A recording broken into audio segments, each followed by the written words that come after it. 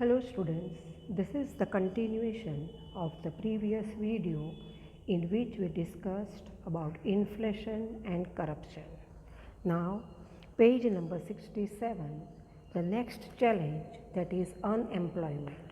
Unemployment means berozgari. Now below things to know. Here the details of the job available is given. Teachers for high school and primary. Then how many vacancies are there? 13,000. And how many applications have received? So 1,50,000. So from this you can say that how many people are unemployed or jobless though they are educated.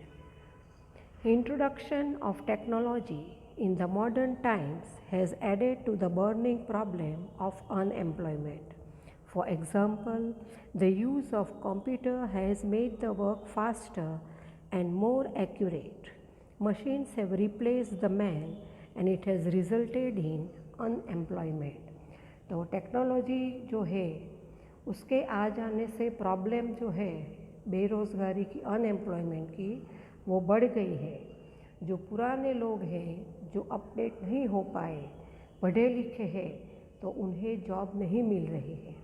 For example, आज सभी जगह पे computer होते हैं क्योंकि computer से काम जल्दी होता है और एक्यूरेट होता है, और जो 4-5 आदमी है उसका काम वो एक कंप्यूटर ही कर देता है, और इसी के कारण अनएम्प्लॉयमेंट बढ़ गई है। Mechanisation of agriculture has left many agricultural labourers unemployed. Such laborers, facing a tough time to earn their living, migrate to cities in search of work. As a result, the rural areas are disintegrating. फिर mechanisation आया agriculture में, तो tractors का use करते हैं जिससे खेत में जो मज़दूर काम करते थे उसकी ज़रूरत नहीं है।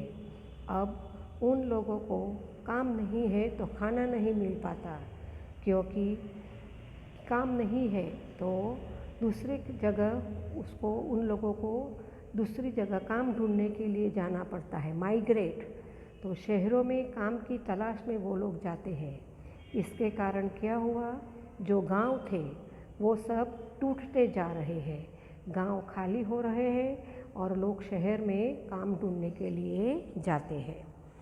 Education has increased and expanded it's horizon, but the employment opportunities have not increased at an equal rate, and so the unemployment has increased.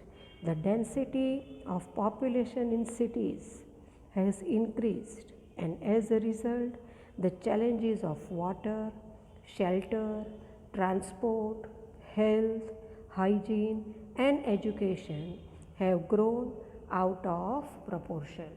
अभी हमारे देश में पढ़े लिखे लोग खूब हैं क्योंकि एजुकेशन एक्सपांड हुआ, इंक्रीज़ हुआ, लेकिन उसके सामने जॉब्स नहीं है क्योंकि पॉपुलेशन बढ़ती ही जाती है।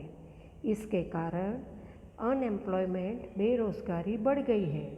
लोग शहरों में नौकरी की तलाश में चले जाते हैं, लेकिन वहाँ उनको रहने के लिए मकान नहीं मिलते, ज़मीनों के भाव बढ़ गए हैं, पानी नहीं मिल पाता, अच्छा खाना नहीं मिलता, तो उन लोगों को लगता है कि शहर में आने से भी क्या हुआ, उनको क्या फ़ायदा हुआ।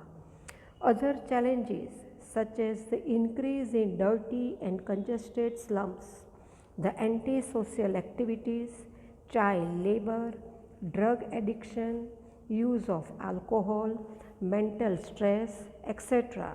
are the byproducts of the growing urbanization and unemployment. तो बाकी सारी कौन सी चैलेंजेस बढ़ गई, तो गंदगी बढ़ गई शहरों में क्योंकि गांव से सभी लोग शहर में बसने के लिए आ गए।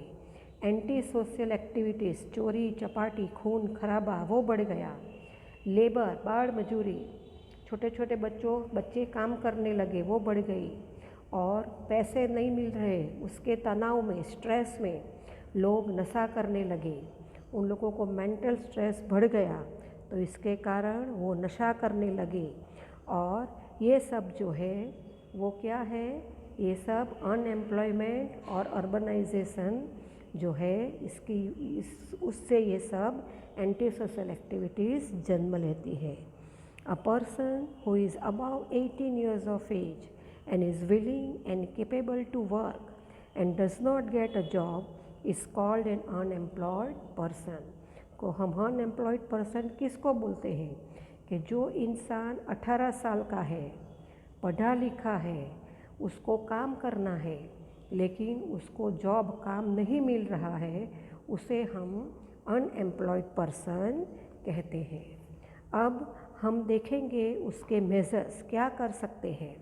तो for the solution of this problems many voluntary organisation and the government have developed plan and policies as follows. तो अनएम्प्लॉयमेंट को सॉल्व करने के लिए ऐसे बहुत सारी संस्था हैं जो वॉलंटरी अपनी इच्छा से मदद करती है और गवर्नमेंट ने भी बहुत सारे प्लान्स और पॉलिसीज़ बनाए हैं।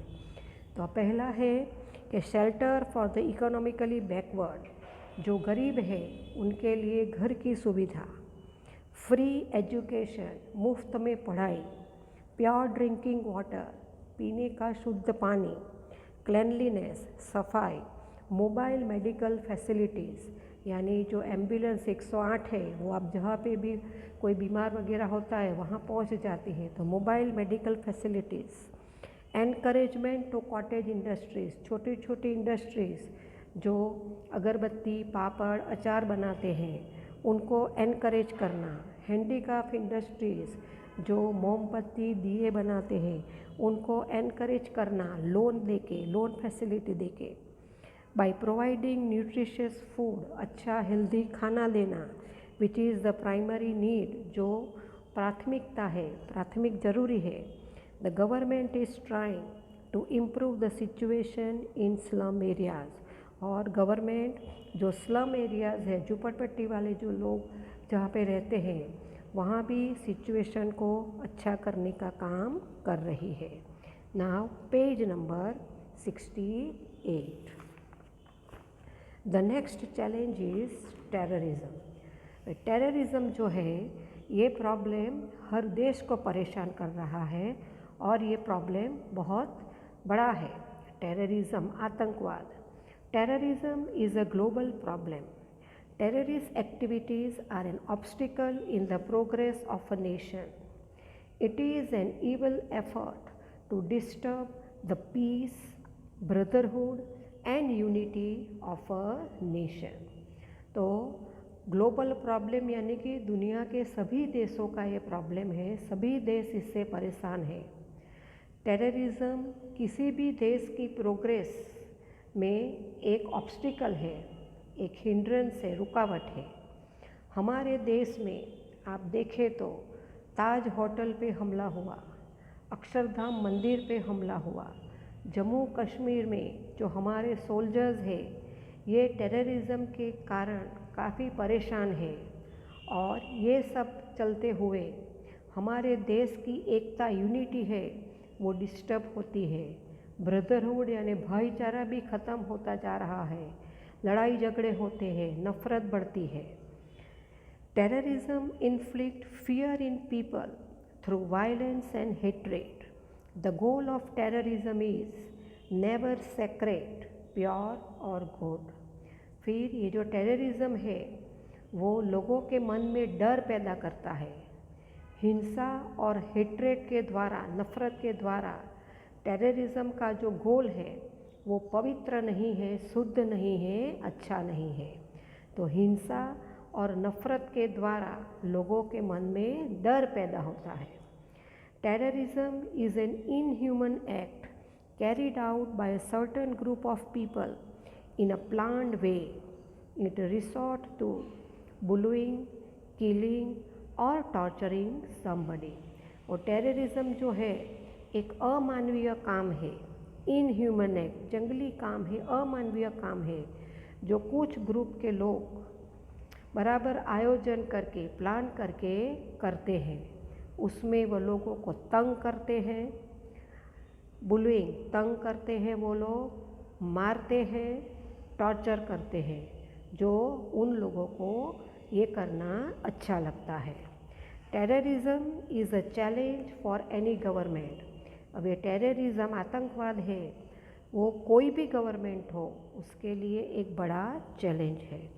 Terrorism is an easy way to display power forcefully. Innocent people become a target of massacre anywhere. In the past, there were terrorist attacks on the parliament, Hotel Taj, Mumbai share market, local train and on Akshardham. So, अपने power को मनवाना, दिखाना है।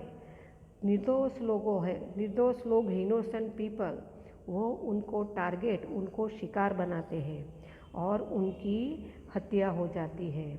तो ये सब जगह है जहाँ पे पहले पास्ट में टेररिस्ट अटैक हुए थे। वो थे parliament, hotel Taj, Mumbai share market, local train and Akshardham.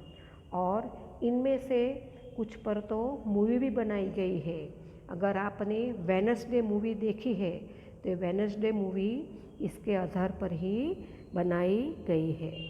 Terrorism is pure hatred and cruelty. It has got nothing to do with kingsmen, religion और लैंग्वेज। सो ये टेररिज्म जो है वो पूरी नफ़रत है और क्रूरता है। उसको किसी भी धर्म, भाषा से कोई लेना देना नहीं है। ये एक बिल्कुल गलत और ख़राब काम है। अब उसको कंट्रोल करने के लिए, बंद करने के लिए कौन से मेजर्स लेने चाहिए? तो we have to face it with bravery and courage. तो टेररिज्म का सामना हमको बहादुरी और हिम्मत से करना चाहिए। The intelligence bureau of the nation should be strong and active. जो इंटेलिजेंस ब्यूरो है वो उसको हमेशा एक्टिव और स्ट्रॉन्ग रहना पड़ेगा। Awareness regarding cooperating with the security agencies have to be developed. अगर कोई पे भी ऐसी कोई शंका हो, कोई भी चीज़ रास्ते में बैग वगैरह कोई मिले तो आप उसे देखते हो तो आप उसकी इन्फॉर्मेशन सिक्योरिटी एजेंसी को देनी चाहिए। People have to be very alert at public और क्राउडेड प्लेसेस। देन लोग जो है वो पब्लिक प्लेस में और जहाँ पे भीड़ भाड़ वाली जगह पे जाते हैं तो वहाँ पे उनको बहुत अलर्ट, चौकन्ना रहना पड़ेगा। One must not pay attention to rumours and should not panic in the times of crisis. फिर जो अफवाहें आती है र्यूमर्स, उसके ऊपर लोगों को ध्यान नहीं देना चाहिए। और अगर आपके कोई तकलीफ़ आ जाए तो वो टाइम पे घबराना नहीं है, नॉट पैनिक, डर जाना नहीं है, पैनिक नहीं करना है। The security forces should be well equipped with CCTV cameras and metal detectors. और जो सिक्योरिटी फोर्स वाले हैं उनको हर जगह पे सीसीटीवी कैमरा रखना चाहिए और मेटल डिटेक्टर साथ लेके घूमना चाहिए ताकि पता चले कि कहाँ पे बॉम्ब इम्प्लांट किया गया है। Apart from this, various other challenges are faced by the nation. तो ये सब challenges हमने देखे, over population, corruption, illiteracy, inflation, unemployment, terrorism. इसके अलावा other challenges are also there which are faced by the nation। और वो challenges कौन से हैं? ऑर्थोडॉक्सी, दैट इज़ रूढ़िचुस्त विचार। देन कॉम्युनलिज्म, दैट इज़ सांप्रदायिकता। रीजनलिज्म, दैट इज़ प्रदेशवाद, कि मैं हिंदी भाषी हूँ, मैं गुजराती भाषी हूँ। डिस्क्रिमिनेशन बेस्ड ऑन लैंग्वेजेस, भाषा के हिसाब पर भेदभाव। बॉर्डर इश्यूज़, जो हमारी बॉर्डर है इंडिया, पाकिस्तान, चाइना, वहाँ पे इश्यूज़ है। रिहेबिलिटेशन आफ्टर नेचुरल डिज़ास्टर्स, कहीं पे भी बाढ़ आ गई तो वहाँ सब ख़त्म हो गया, घर वगैरह सब, तो उन लोगों को वापस दूसरी जगह पे जाके उन लोगों के लिए सब फैसिलिटीज़ खड़ी करना। अर्थक्वेक आया, सुनामी आई, तो जिन लोगों का नुकसान हुआ है उसको वापस सेटल करना, that is rehabilitation after natural disaster. So all these are the challenges जो हमारे देश में होते हैं वो उसके लिए हमको तैयार रहना चाहिए। हिंदू मुस्लिम्स के झगड़े भी नहीं होने चाहिए और ये सब को हटाने में हमें लोगों की मदद करनी चाहिए। उसी में हमारी इंसानियत है और ये हमारा फ़र्ज़ है, हमारी ड्यूटी है। So students, here we have completed this chapter. For homework, you have to write the answers of this chapter in your workbook.